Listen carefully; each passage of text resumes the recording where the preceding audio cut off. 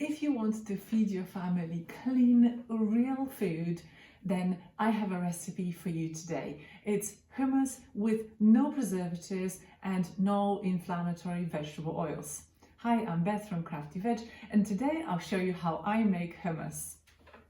So, what you'll need for this recipe is very basic ingredients. I will put in the description below all the measurements so you can follow it at home. So what you'll need is a can of chickpeas. I tend to use organic chickpeas. Now, I will be actually switching from cans to jars because I've recently learned that actually the cans inside are mostly lined with plastic, so that obviously to stop the can corroding, and I don't necessarily want the plastic in my food. So I will be now switching. So this is probably one of the last cans of chickpeas that I have in the cupboard. So I want to use it up. But from now I'll be switching to jars.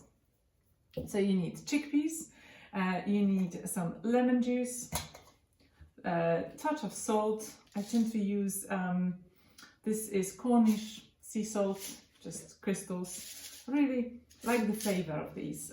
So that's what I use. Going back to lemons, you want to buy the best ingredients you can, right? So organic if you can, and this is unwaxed lemon as well, because I tend to save these. I tend to save these for smoothies. Just put some milk and one of these, a touch of sugar or a sweetener if you don't have sugar, and it just makes a delicious pudding for the dessert after dinner. So that's the lemon. You also want some tahini. This one is Bayona Organic whole sesame tahini. I haven't tried this one before, so we'll see what that tastes like. Again, this is a non-sponsored video, so this is my total unbiased opinion about these ingredients. Garlic, sorry, you need some garlic. If you can grow it yourself, fantastic. If not, you can buy it from the shops. This one is actually came from my garden from last year. I still have about 2 or 3 bulbs left from last year. The garlic for this year is already growing, so hopefully I will be self-sufficient in garlic by this year. So you need maybe a couple of cloves of garlic, or more if you like it quite punchy.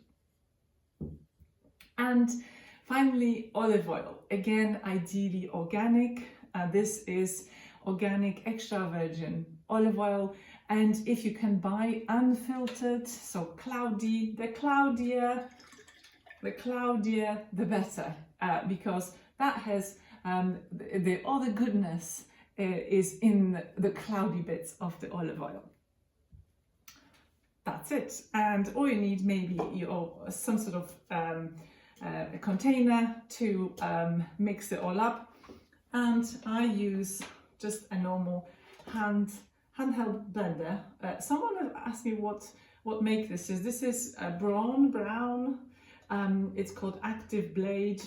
Again, I will don't have the make and model on this one, but I will put it in the description so that you have an idea of what I am using. I couldn't do without this blender. Honestly, it does. I use it all the time. So very useful in the kitchen.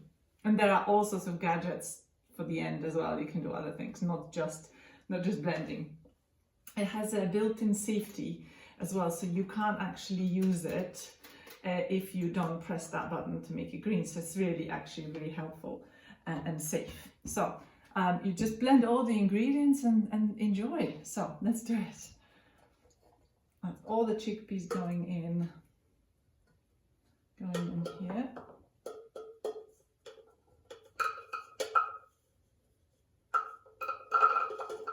Going to take longer to put the chickpeas in this container than actually. Let me just try and do it with a spoon.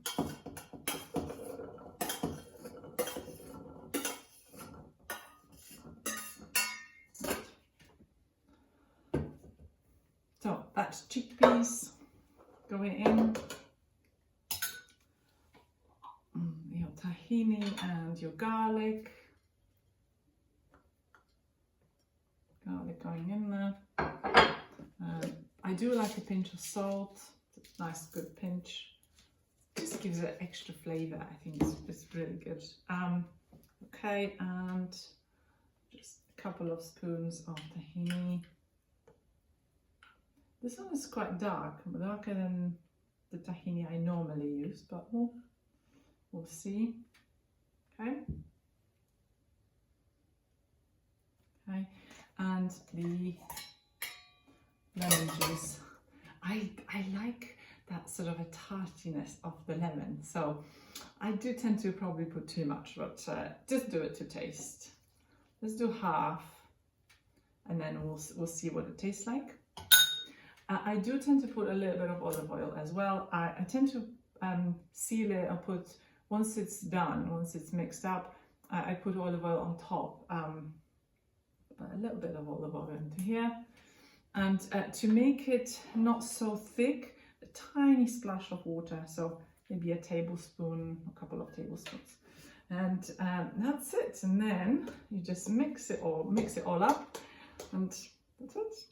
And enjoy it. So.